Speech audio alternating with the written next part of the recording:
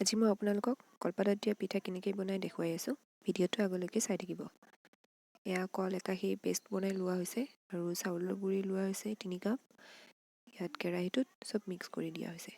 আচলতে মই নহয়, মোৰ মায়ে বনাই আছে। মই আপোনালোকক কেনেকৈ বনাই সেই প্ৰচেছটো দেখুৱাই গৈ থাকিম। এয়া কাটি লোৱা কলপাত ভালদৰে মুচি ল'ব কাপোৰেৰে। আৰু এতিয়া এখনেৰে এখনকৈ জুইত সেকি ল'ম। অলপ সেমেকা কৰি ল'ম পাতটো। লকডাউনৰ সময়ছোৱাত ঘৰত থাকি কিনে বৰ হোৱা গৈছে কিছু পৰিমাণে। এইবোৰ কৰি ভাল লাগে। নৰ্মেল টাইমততো অফিচৰ ওচৰত এইবোৰ কৰা নাযায়।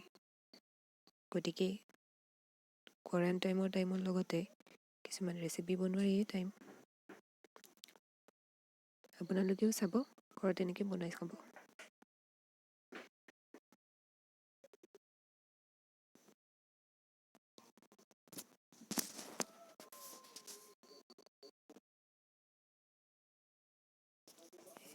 এতিয়া পিঠাখিনি ইয়াতে বেলি ল'ম। হাফ কৰাচ পেষ্ট দিছোঁ, কল আৰু চাউলৰ গুড়িৰ পেষ্ট। বেলনা মাৰি বেলি ল'ম যাতে বস্তুখিনি কেৱল মাজত থাকি নাযায় আৰু পাতল হয়, খায়ো ভাল লাগে তেতিয়া।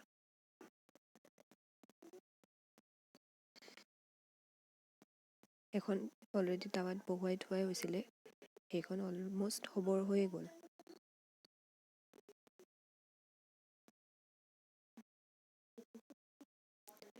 ওৱান বাই ওৱান মায়ে বনাই আছে।